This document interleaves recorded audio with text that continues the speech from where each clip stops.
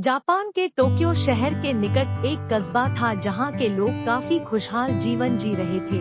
वो कस्बा अपनी खुशहाली के लिए अन्य कई कस्बों में प्रसिद्ध था। अन्य कस्बों के लोग उन्हें हमेशा खुश देख काफी हैरान होते थे और उनके खुशहाली का कारण जानना चाहते थे। एक बार दूसरे कस्बे का एक व्यक्ति खुशहाल कस्बे की खुशहाली का कारण जानने के लिए सुबह सुबह वहां पहुंचा। कस्बे में प्रवेश करते ही उसे एक कॉफी शॉप दिखाई दी। उसने तय किया कि वो उसी कॉफी शॉप में बैठ चुपचाप लोगों को देखता रहेगा, उनका निरीक्षण करेगा। वह धीरे धीरे आगे बढ़ते हुए शॉप के अंदर लगी एक कुर्सी पर जाकर बैठ गया। कॉफी शॉप शहर के बाकी रेस्टोरेंट्स की तरह ही थी। उस शॉप में बाकी सब तो सामान्य था, पर वहाँ उसे लोगों का व्यवहार कुछ अजीब लगा। एक ग्राहक जो उस शॉप में आया, उसने 2 कॉफी के पैसे देते हुए कहा, 2 कप कॉफी, एक मेरे लिए और एक उस दीवार के लिए। व्यक्ति दीवार की तरफ देखने लगा, लेकिन उसे वहाँ कोई नजर नहीं आई।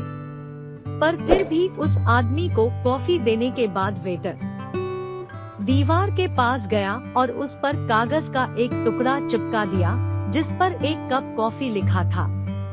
व्यक्ति समझ नहीं पाया कि आखिर माजरा क्या। उसने काफी सोचा, लेकिन फिर भी वो इस गुत्थी को सुलझा नहीं पाया। उसने सोचा कि कुछ देर और बैठता हूँ और समझने की कोशिश करता हूँ।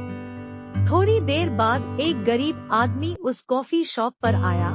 उसके कपड़े फटे पुराने थे।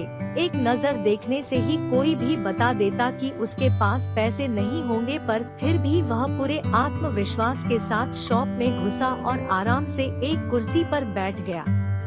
व्यक्ति सोच रहा था कि एक प्रति गरीब के लिए कॉफी पर इतने पैसे बर्बाद करना कोई समझदारी नहीं है। तभी वेटर मजदूर के पास ऑर्डर लेने पहुंचा। सर, आपका ऑर्डर प्लीज। वेटर बोला। दीवार की 1 कप कॉफी, गरीब ने जवाब दिया। वेटर ने मजदूर से बिना पैसे लिए 1 कप कॉफी दी और दीवार पर लगी ढेर सारे कागज के टुकड़ों में से 1 कप कॉफी लिखा एक टुकड़ा निकालकर डस्टबिन में फेंक दिया। ये घटना उस कॉफी शॉप में दीवार के लिए कॉफी का सारा किस्सा व्यक्ति को समझा गया। कस्बे के लोगों का जरूरतमंदों के प्रति यह रवैया देखकर वह भाव विभोर हो गया।